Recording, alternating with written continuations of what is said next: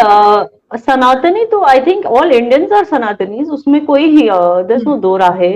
I have always, शायद कुछ लोगों ने गलत समझा होगा मेरी बातों को, लेकिन आई हैव ऑलवेज सेड कि I have lot of respect for Hinduism, for Sanatan Dharma. Actually I have lot of respect and शायद कुछ एंड बिकॉज मैं उनको इतना सपोर्ट करती हूँ तो सनातन। मुझे ऐसा लगता है कि सनातन में आके मैंने बहुत कुछ पाया है। देखते हैं कि एक अगर सनातनी विमेन का कंपैरिजन किया जाए एक मुस्लिम विमेन से, तो सनातनी लड़कियों को ज्यादा आजादी हासिल है, तो वो जबरदस्ती रखा जाता है। आई थिंक कि जो सनातन में है वो इस्लाम से कंपेयर नहीं किया जा सकता। में रहते हैं। पॉइंट ये है कि ये सारे जो है पहले हिंदू ही थे, वो चाहे रोहिंग्या और पाकिस्तानी खुद को बहुत बड़े इस्लाम के ठेकेदार समझते हैं, बट वो सारे तो हिंदू ही थे एक जमाने में, सारे हिंदुस्तान फैमिली में, एक प्रॉपर मुस्लिम फैमिली में बॉर्न हुई हूँ। लेकिन मेरी जो मॉम की तरफ के हैं, they were Sanatanis. She converted after marriage. उन्होंने इस्लाम को। जय हिंद दोस्तों तुर्की में भारत का दबदबा धीरे धीरे बढ़ रहा है। तुर्की की सरकार भले ही भारत विरोधी काम करती हो, लेकिन जो तुर्की के लोग हैं वो भारत की संस्कृति और भारत के धर्मों में अपनी रुचि दिखा रहे हैं। और तो और तुर्की में भी सनातन धर्म बहुत ही तेजी से बढ़ रहा है। वेल सनातनी तो I think all Indians are Sanatanis, उसमें कोई ही देयर नो दो राहे। आई हैव ऑलवेज, शायद कुछ लोगों ने गलत समझा होगा मेरी बातों को, लेकिन आई हैव ऑलवेज सेड कि I have lot of respect for Hinduism, for Sanatan Dharma. Actually I have lot of respect and शायद कुछ एंड बिकॉज मैं उनको इतना सपोर्ट करती हूँ सनातनियों को, मे भी उस वजह से कुछ लोगों को ऐसा लगता है कि इसने इस्लाम छोड़ के सनातन धर्म अपना लिया। ये वो कश्मीर है जहां पे आप देख सकते हो कि मसरत जहरा जैसी जर्नलिस्ट, ठीक है, वो सिर्फ कवरेज देती थी एनकाउंटर्स को एज अ जर्नलिस्ट, लेकिन जस्ट बिकॉज वो कवरेज देती थी उसको बताया जाता था कि ये तो कश्मीरी है ही नहीं, ये she is not one of us, she is not this. अब उसको अपने आप को कश्मीरी प्रूव करने के लिए इंडिया बैशिंग जर्नलिज्म शुरू करना पड़ा। तो आप समझ सकते हो वहां माहौल कैसा था। वहां कोई दुपट्टे के बगैर चलता तो उसको घर से बाहर निकाल के उसको काली पोतती थी दुख तराने मिल्लत की औरतें।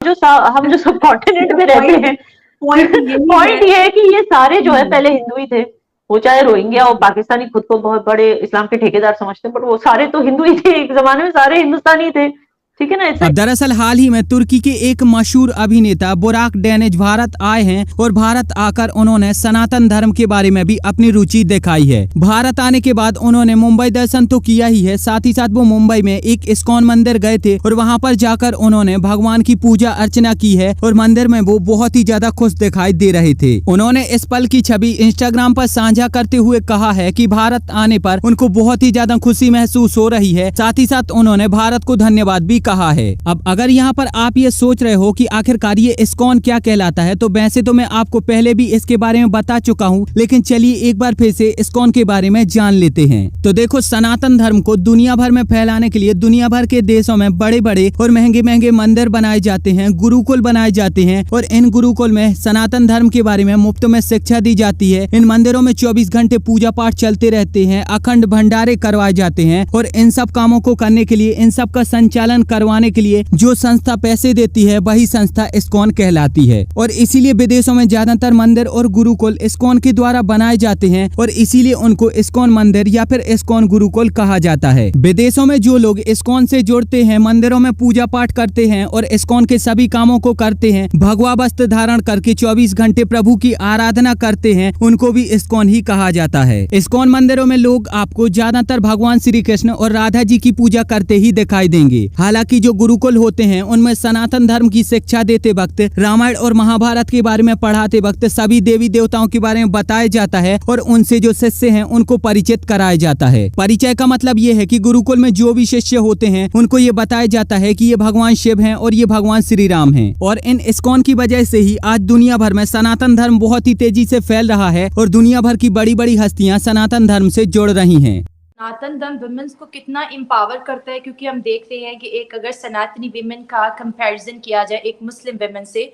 तो सनातनी लड़कियों को ज़्यादा आज़ादी हासिल है। तो वो देखती जब है कि एक इस्लाम की जो लड़की है वो बहुत ज़्यादा कंजर्वेटिव माहौल में रहती है, तो क्या वो सोचते हैं, वो कैसे रिएक्ट करते हैं?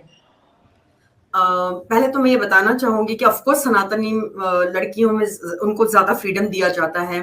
दे have full right to educate themselves. आप देखेंगे कि जब 2 बच्चे होते हैं एक फैमिली में, तो उन बच्चों के ऊपर माँ बाप ज्यादा ध्यान दे सकते हैं, उनको पढ़ा लिखा सकते हैं, चाहे वो एक लड़की हो चाहे वो एक लड़का हो।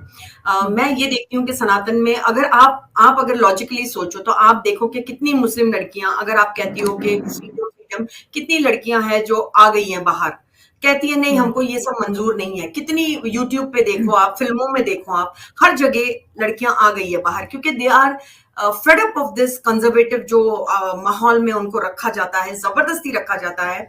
आई थिंक कि जो सनातन में है वो इस्लाम से कंपेयर नहीं किया जा सकता। सनातन में जब आप कहते हैं कि, जैसे मैंने बहुत सारे मौलवियों को सुना है कहते हुए कि अरे सनातनियों को क्या है, ये लड़कियों का मतलब कोई ईमान नहीं है, इनको कोई शर्म नहीं है।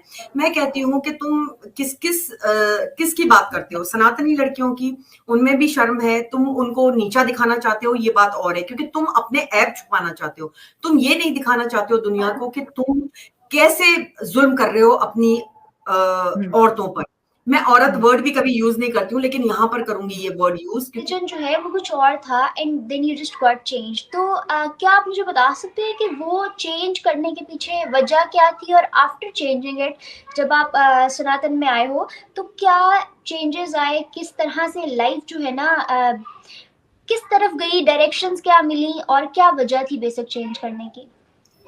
जी हाँ, मैं आपको बताना चाहती हूँ कि I was born in a Muslim family. मैं एक प्रॉपर मुस्लिम फैमिली में बॉर्न हुई हूँ, लेकिन मेरी जो मॉम के तरफ के हैं they were Sanatanis. She converted after marriage. उन्होंने इस्लाम कबूल किया और वो एक प्रैक्टिसिंग इस्लामी बन गई।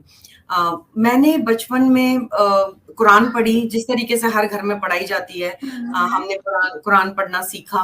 उसके बाद उसको मायने से मैं नहीं जानती थी, ना मैंने कभी, मतलब मैं बहुत छोटी थी, तो वी जस्ट रेड कि हाँ हमने कुरान पढ़ ली है, because we all are suppose to do that. तो बचपन में मैंने वो पढ़ लिया। लेकिन मैंने बचपन से एक रवैया देखा है कि मैंने देखा कि मेरे जो ननिहाल के लोग हैं, जो मेरे ननिहाल के लोग और मेरी जो दादी के तरफ के लोग, इन दोनों में मैंने बहुत वास्ट डिफरेंस देखा है। मैंने देखा एक तरफ इतना एरोगेंस है जो मेरे दादी के जो खानदान में मैंने देखा, मैंने महसूस किया कि इतने ज्यादा एरोगेंस, इतना ज्यादा इगोइस्टिक, इतने ज्यादा एग्रेसिवनेस मैंने देखा है इन माय दादी के इधर। और मेरे ननिहाल में जो मैंने देखा हम्बलनेस, बहुत ज्यादा डाउन टू अर्थ, बहुत ही love I have seen in my this. तो कहीं पर ये मुझे शायद इम्पैक्ट कर गया व्हेन आई ग्रू। जब मैं मतलब समझो 19 साल की थी, तब मैंने थोड़ा थोड़ा कुरान के मायने जानने लग गई। And I'll tell you something just triggered, मुझ में ट्रिगर हुआ। I was not a practicing, जैसे मतलब कोई रोज मैं नमाज नहीं पढ़ रही थी, लेकिन जब मैंने इनके मायने जाने तो I was literally put off. मुझे कुछ ट्रिगर किया जो मुझे ऐसा लगा कि this is not for me, because I am not that kind of person कि मुझे कोई मारे या मुझे कोई अपनी मिल्कियत समझे या मुझे कोई मेरे ऊपर कोई हो जो मुझे ऑल द टाइम मेरे ऊपर वो रखे कि भाई what I am suppose to do, what I am not suppose to do. ये सारी चीजें ना मुझे थोड़ा सा पुट ऑफ की कि why is a women always कि इतना बायस क्यों है एक कल्ट, एक रिलीजन टुवर्ड्स मेन। ये मैंने जरूर पाया जब मैंने इसके मतलब समझे। मैंने जब थोड़ा बहुत हदीस के बारे में जाना तो मैंने ये बहुत कुछ देखा। एंड सडनली मुझे ऐसा लगा था I don't want to be a practising Muslim anymore. I gave up. उसके बाद कई साल तक, ऑलमोस्ट फॉर 30 years, मैं पहले अपने भी चैनल्स पर बता चुकी हूँ कि मेरे साथ क्या हुआ था। Almost 30 years of my life I never went into any religion. मैं एक एग्नोस्टिक थी। हाँ, कोई है creator, but I didn't want to name it. I did not find the answers. Then I got married, मतलब जब मैं married, I got married to a Hindu, but that time also I was never